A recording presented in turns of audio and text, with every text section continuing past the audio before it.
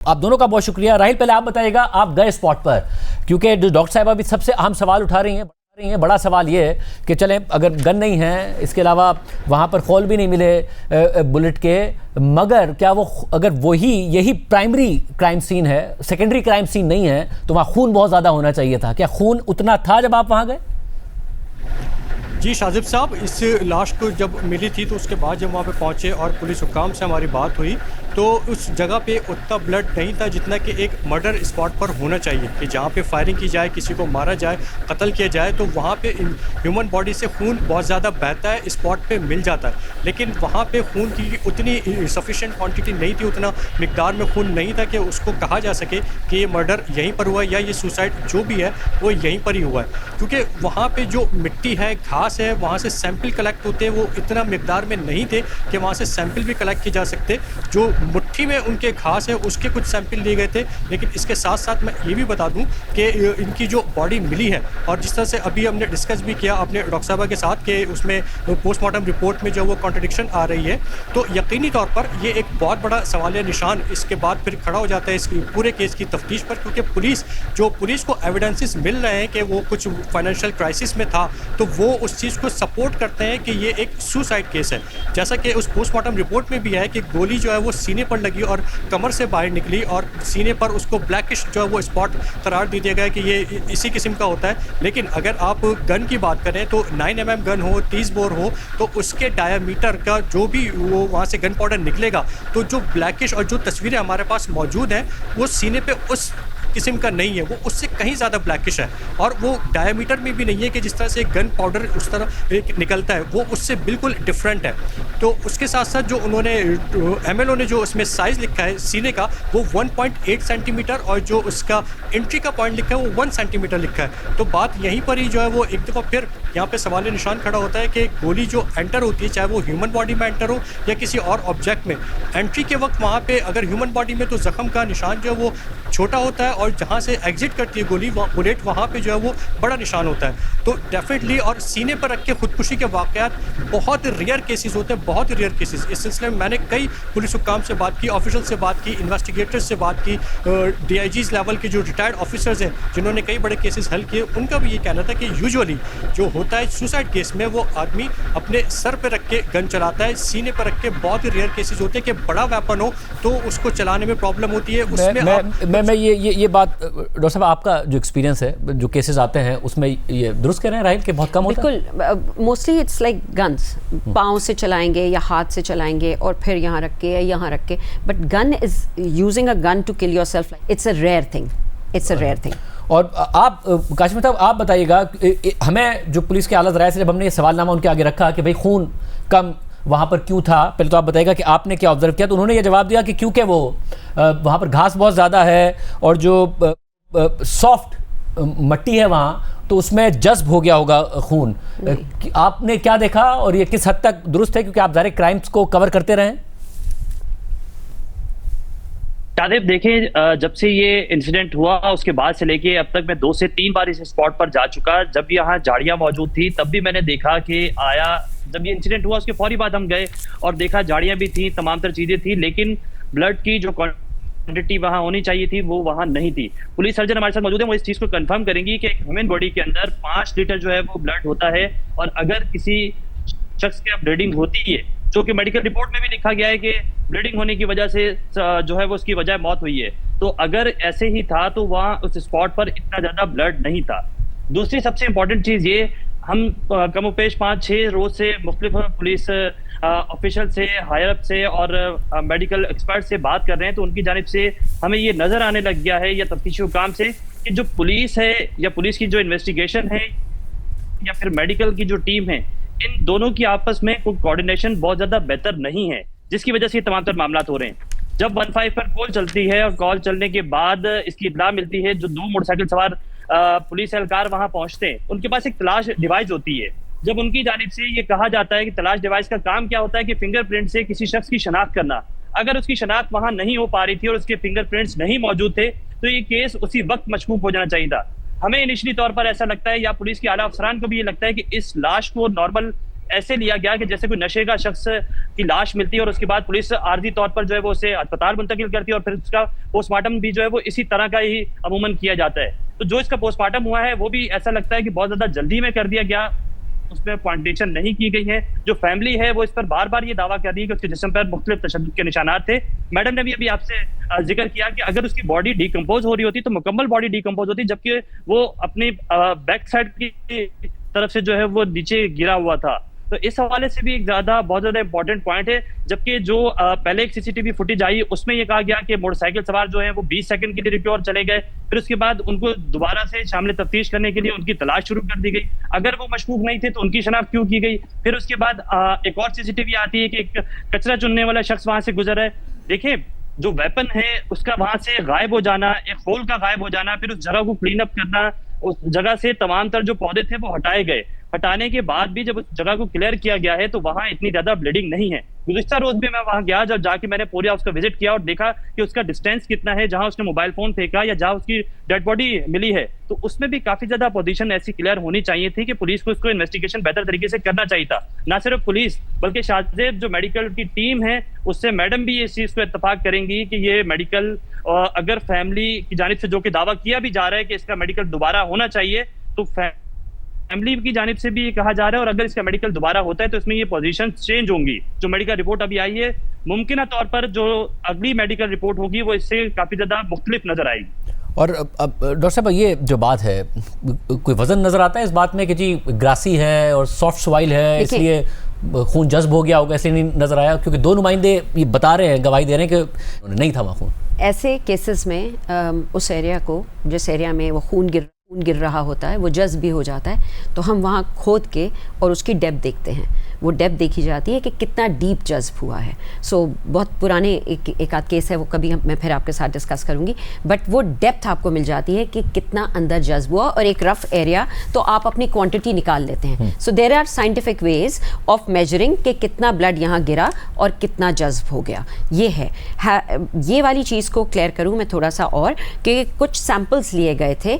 एक तो ये सैम्पल था कि जो शर्ट थी वो फोरेंसिक्स के लिए भेजी गई है। सो उसको हमने गन शॉट रेजिड्यू के लिए भी अब टेस्ट करने से रिक्वेस्ट की है डीआईजी साहब को, और साथ में ये भी कहा है कि जो भी जैसे रूटीन की सैम्पलिंग होती है वो भी की जाए। सो गन शॉट रेजिड्यू, सवाल उठता है जो शर्ट है जी, उससे क्या इस बात का अंदाज़ा होता है कि यहाँ जो सुराख है सीने पर, वो गन अगर आपने सीने पर गोली मारी है तो क्या होगा? फाइबर्स अंदर की तरफ होंगे, बाहर की तरफ होंगे, ऐसा कुछ ऑब्जर्व? जो मैंने जो पिक्चर्स देखी हैं उसमें वो फाइबर्स बाहर की तरफ को हैं। जो पिक्चर्स मैंने देखी हैं उनमें वो फाइबर्स अंदर के आगे वाला, ये निशानदेही कर रहा है कि अंदर से कोई चीज बाहर गई है, ना कि बाहर से अंदर। कमर से गोली लगी है जी, मतलब ये फाइबर्स बाहर की तरफ को, डायरेक्शन बाहर की तरफ को है। और इसका किस तरीके से कंफर्म होगा? जब इसका फोरेंसिक होकर आएगा, जब इसका फोरेंसिक होगा जी। और गन शॉट रेजिड्यू के लिए, गन पाउडर के लिए, बाकी उसके लिए वो हम कंप्लीट टेस्टिंग करवाएंगे। और यानी अब बहुत मुश्किल है अगर दोबारा भी पोस्टमार्टम होता है कि ये पता चल सके कि वो टॉर्चर के निशानात थे या फिर वो बॉडी डिकम्पोज हो रही थी उसकी वजह से वो निशान? नहीं, पता चल सकता है। किस एक्सटेंट तक पता चलेगा ये मैं नहीं बता सकती। और हमारे साथ वालिद साहब भी मौजूद हैं, कुछ मजीद भी सवालात हैं, उनसे हवाले से भी बात करेंगे। मीर हुसैन अली साहब, बहुत शुक्रिया हमें शो में ज्वाइन करने के लिए। एक बाप के लिए इससे मुश्किल वक्त नहीं हो सकता जिस वक्त से आप गुजर रहे हैं, एक फैमिली के लिए इससे ज़्यादा मुश्किल वक्त नहीं हो सकता जिससे आपकी फैमिली गुजर रही है। मैं बहुत शुक्रगुजार हूँ कि आपने वक्त निकाला हमारे सवालों के जवाब देने के लिए। डॉक्टर सुमैया सैयद साहिबा भी हमारे प्रोग्राम में मौजूद हैं, वो पोस्टमार्टम रिपोर्ट पर ख़ुद बहुत सारे सवालात उठा रही हैं। मैं आपसे यही कहूँगा कि अगर कोई ऐसा सवाल हो जिसका आप जवाब ना देना चाहें तो बिल्कुल मत दीजिएगा, मैं अगला सवाल कर लूँगा। क्योंकि पुलिस से जब हमने सवालात किए तो ऐसा लगता है कि उनकी तफ्तीश इसी सिमत में जा रही है कि जैसे मीर रज़ा अली ने ख़ुदकुशी की थी। मगर डॉक्टर सुमैया साहिबा ने भी सवालात उठाए, हमारे रिपोर्टर्स ने भी सवालात उठाए हैं, हमने भी अपने प्रोग्राम में सवालात उठाए हैं कि ये बहुत ज़्यादा तहकीक तलब मामला है, चाहे वो ज़ख्मों के निशानात के हवाले से हो या दीगर मामलात के हवाले से हो। जो पोस्टमार्टम रिपोर्ट आई और जो दीगर अभी तक तफ्तीश के मामलात सामने आए हैं, इस पर आप क्या कहिएगा? अस्सलाम वालेकुम जी शाहजेब, सबसे पहले बहुत शुक्रिया कि आपने मुझे लाइव लिया, अपने प्रोग्राम में बुलाया। देखें जी, मैं डॉक्टर सुमैया की बात सुन रहा था, मैं मुतमईन नहीं हूँ, मगर एक जगह मुतमईन हो रहा हूँ कि मैं फर्स्ट डे जिस दिन इनकी डेड बॉडी मिली है उस दिन से बता रहा हूँ कि उसको मारा गया है, मारा गया है, मारा गया है।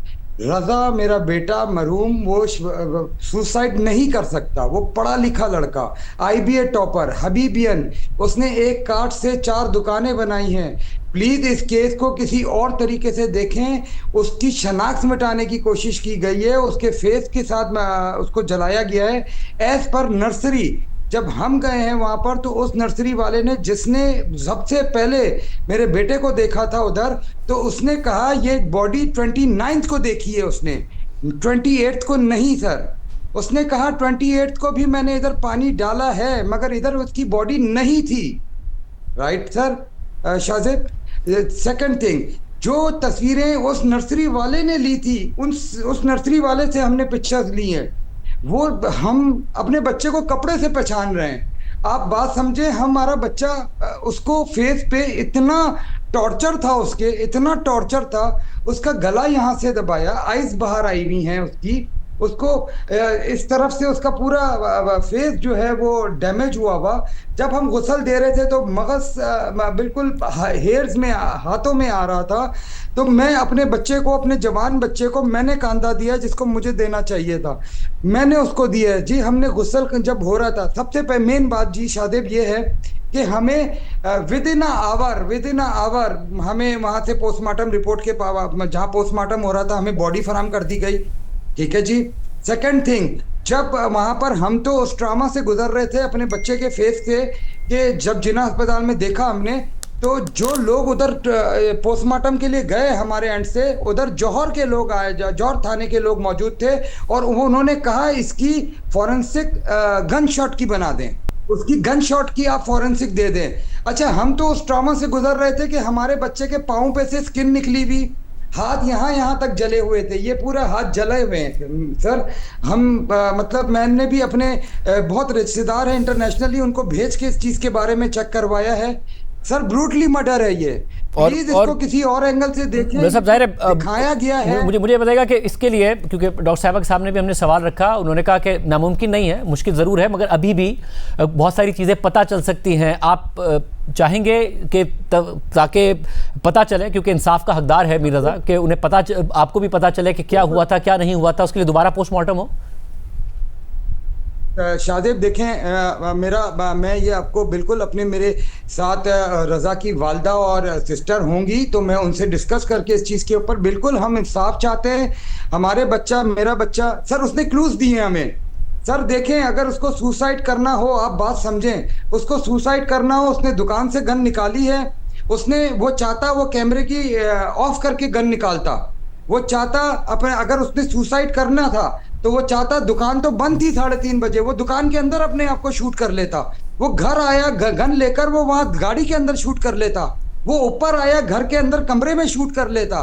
शादेब, उसको क्या जरूरत थी कि 50 किलोमीटर दूर जाके उसको नर्सरी के अंदर बैठ के उसको अपने आप को शूट करना था, वो भी सर पे नहीं, वो भी दिल पे या पीछे कमर पे। क्योंकि हमने जब पुलिस से बार बार सवाल किए हैं, हमने बहुत कोशिश की कि पुलिस हुकाम हमारे प्रोग्राम में आए, मगर वो नहीं आए, मगर ज़राए के ज़रिए उन्होंने कुछ जवाब दिए, और ज़ाहिर आपके लिए मुश्किल वक्त है। अगर आप उन सवालों के जवाब ना देना चाहें तो आप बिल्कुल मुझे कह दीजिएगा, मैं अगला सवाल कर लूँगा। हमें जो पुलिस हुकाम ने बताया वो ये कि उन्होंने घर पर घड़ी, चाबियां सब छोड़ी, वालदा को वो के पैसे भी दिए, इसके अलावा वो मकरूज थे लोगों से, एक आदमी से उन्होंने 3 करोड़ रुपए भी मांगे। जो ये सारी बातें क्या दुरुस्त हैं? वो मकरूज थे, ये बातें आपके इल्म में थी? नो शादेब, हमारे इल्म में ये चीज़ नहीं थी। लेट्स सपोज, मैं कह रहा हूँ कि देखें, पूरा कर्जा तो पूरे पाकिस्तान पे है सर। वो बच्चा पढ़ा लिखा, वो बच्चा, एक मैं आपको बता रहा हूँ कि उसका ब्रांड है, रजिस्टर्ड ब्रांड, गवर्नमेंट से रजिस्टर्ड ब्रांड है, छोटी मोटी वॉफ्लेक्स का ब्रांड नहीं है sir, it's a big brand. उसको आप सोशल मीडिया पे सिर्फ आप फॉलो कर लें तो आपको पता लग जाएगा कि Raza, what is Raza, who is Raza. Sir, जो बच्चा मोटिवेशनल स्पीचेस देता हो, जो स्टार्टअप कंपनीज के बारे में बताता हो, वो 3-3.5 करोड़ रुपए के पीछे अपने आप को जाके गोली मारेगा? नो सर, नो, मैं उसको बिलीव नहीं करूंगा। ये ना तो किसी भी वजह से ना तो कोई मरने का हकदार है ना मारे जाने का हकदार है, ये तो ये तो तय है। मगर क्योंकि पुलिस, ऐसा लगता है जब हमने उनसे सवालात भी किए हैं कि जैसे वो इसी सिमत में जा रहे हैं, उनकी तफ्तीश जैसे यही इसी सिमत में जा रही है कि जैसे ये सुसाइड हो। हमने डॉक्टर सुमैया साहिबा, अपने रिपोर्टर्स, हमारे नुमाइंदों से, इसलिए हमने आवाम के सामने सारे हकाइक रखे हैं। इसलिए मैं ये जानना चाह रहा हूँ कि ये मामलात के वो पहले कभी क्या पिस्तौल लेकर आए थे इस तरीके से दुकान से घर पर? नेवर। ये पहली दफा हुआ? आपको भी ये फुटेज देखकर ही पता चला कि ऐसा हुआ है? सर मुझे ये बताएं, शादेब 2 मिनट दीजिएगा प्लीज मुझे। मैं आपसे ये कहना चाह रहा हूं कि पुलिस ने भी उसके बारे में तमाम लोगों से, उन्होंने कहा अगर हमने 150 लोगों से मिले तो उन्होंने बताया रजा को गन से डर लगता था, बट रजा ने क्लूज दिए हैं सर। मोबाइल निकालते हुए उसने वो गन निकालते हुए वीडियो चाहता वो डिलीट कर सकता था, उसके मोबाइल में चल रही हैं। वो मोबाइल क्यों लेकर गया? वो उसमें तो अगर उसने सब चीजें डिलीट कर दी थी तो मोबाइल अपनी माँ के लिए घर पर छोड़ देता, वो उसको लेकर नहीं जाता। Right sir? मगर क्या ये दुरुस्त है कि वो घड़ी, चाबियां, ये सब घर पर छोड़ गए थे? वालदा को पैसे भी देके गए? सर नहीं सर, सुनिएगा शादेब, ये एक नॉर्मल रूटीन है, ये एक नॉर्मल रूटीन है। हमारी और आपकी ड्यूटी सुबह 5 बजे से, सुबह 9 बजे से लेके शाम 5 बजे की होती है। उसकी रूटीन थी कि रात 5 बजे से लेके शाम 5 बजे से लेके 3 साढ़े 3 बजे तक वो घर की चाबी नहीं लेके जाता था, बहन को फोन करता था। बात कर रहे हैं आप, ये बड़ी अहम बात कर रहे हैं आप। ये कह रहे हैं कि ये उनका रूटीन था, इस तरीके से जाना और ऑनलाइन टैक्सी के जरिए जाना था। सर मैं बताना चाह रहा हूं कि 7 ईयर्स से उसकी ये एक रूटीन, नॉर्मल रूटीन।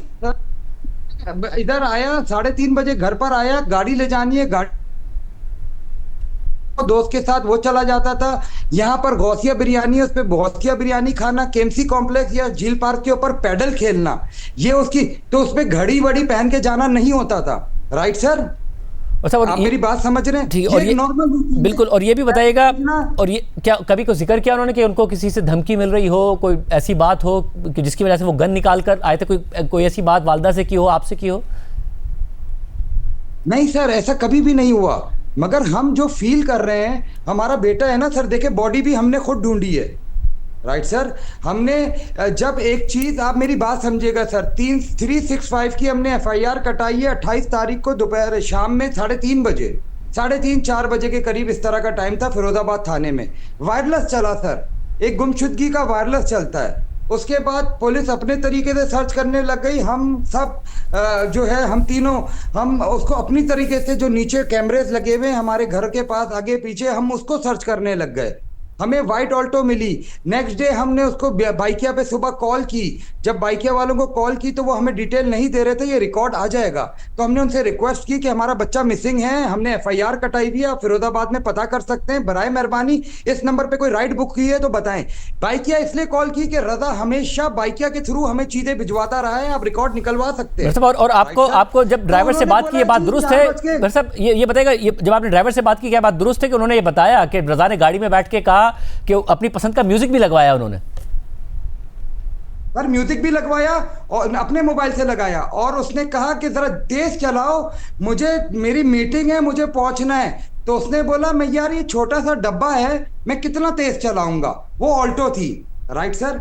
जहां पर उसको उतारा गया सर, जहां पर उसकी लोकेशन थी गुलिस्तान जौहर में, वो उस लोकेशन पे जहां उतारा गया उसके सामने से वो चलता हुआ जा रहा है। मगर हमें जो गार्डों ने बताया वहां पर, उन्होंने बोला ये सामने इलीगल गेस्ट हाउस है, आप इधर पता करें। नेक्स्ट डे सुबह 29 12:15 12:30 की आपसे ये मैं बात कर रहा हूँ, जो मैं हर चीज ये थाने में भी बता चुका हुआ हूँ। तो सर हमने वहां पर जब गेस्ट हाउस पे गए हैं पता करने के लिए, हमने गेस्ट हाउस के बाहर खड़े हैं हम तीनों, रजा की वालदा, मेरी बेटी और मैं। तो हमने पिक्चर दिखाई, हमने बोला ये देखो मिसिंग की FIR, तो उसने तस्वीर देखते ही भाग गया। Right sir? उसके बाद अंदर से 2 बंदे और आए हैं, फिर मैंने उनको तस्वीर दिखाई, मैंने बोला भाग क्यों रहे हो आप, ये देखो भाई मेरा बच्चा मिसिंग है, कल से प्लीज बता दो यार, हम लोग बहुत परेशान हैं। सर शादेब वो दोनों भी भाग गए। राइट शादेब? वो दोनों भी भाग गए, वो तीनों उस जगह को छोड़कर भाग गए। ये बड़ी अहम बात है, ये बात आपने पुलिस को बताई और फिर पुलिस ने कुछ किया इस हवाले से? नहीं सर, मैं यही आपसे शादिब मेरी बात सुने, आप इसको डिले टैक्टिस किया गया, किसको सेव करना चाह रहे हैं, क्या हो रहा है? हम बहुत परेशान हैं इस चीज के ऊपर, हम बहुत ज्यादा परेशान हैं। वैसे जाहिर है बहुत सारे ये क्यों सवालात ऐसा उठ हो रहे हैं और रहा है, अब इसमें उम्मीद कौन करते हैं कि इनको- आपको, आपकी फैमिली को इंसाफ मिले। बहुत शुक्रिया आपका। और जाहिर है पुलिस के ऊपर बहुत सारे उठ रहे हैं, तफ्तीश के ऊपर बहुत सारे सवालात उठ रहे हैं, ये प्लेटफॉर्म उनके लिए भी हाजिर है। डॉक्टर साहब, आपका जाहिर है वसी एक्सपीरियंस है जिसमें मुतादिद तो ऐसे केसेस हैं जो कि नहीं लगता था कि रिजॉल्व हो पाएंगे, मगर वो हुए। आपको लगता है इस केस को रिजॉल्व किया जा सकता है? बिल्कुल किया जा सकता है, क्यों नहीं किया जा सकता, बिल्कुल किया जा सकता है। देखिए, चीज़ों को ज्वाइन करना पड़ेगा। इन्वेस्टिगेशन जो है वो मेडिको लीगल के सवाल और मेडिको लीगल जो है वो इन्वेस्टिगेशन के सवाल को आंसर करेगी। फिर उनके पर्सनल, प्रोफेशनल, फाइनेंशियल, जो लोकेशन, जो ये सब बता रहे हैं, इन सब चीज़ों पे देखा जाएगा तो बिल्कुल सॉल्व किया जा सकता है। बहुत शुक्रिया। और साहब का मौक़िफ़ आपने सुना, साहब का मौक़िफ़ सुना। राहिल सलमान काशिफ मुश्ताक ने वाज़ेह तौर पर बताया कि जो जाए वक़ुआ है वहाँ पर खून नहीं था। अगर वो प्राइमरी क्राइम सीन है और अगर ख़ुदकुशी की है तो फिर उतना खून क्यों नहीं है वहाँ, ये सवाल अपनी जगह पर पैदा हो रहा है। और क्या पुलिस को बग़ैर प्रॉपर एक पोस्टमार्टम रिपोर्ट के इस नतीजे की तरफ बढ़ना चाहिए कि ये सुसाइड है, या फिर मज़ीद तहकीक और तफ्तीश की ज़रूरत है ताकि पता चले कि असल में क्या हुआ है? डॉक्टर साहिबा कह रही हैं, उनका एक्सपीरियंस कहता है कि इस केस को डेफिनेटली रिजॉल्व किया जा सकता है।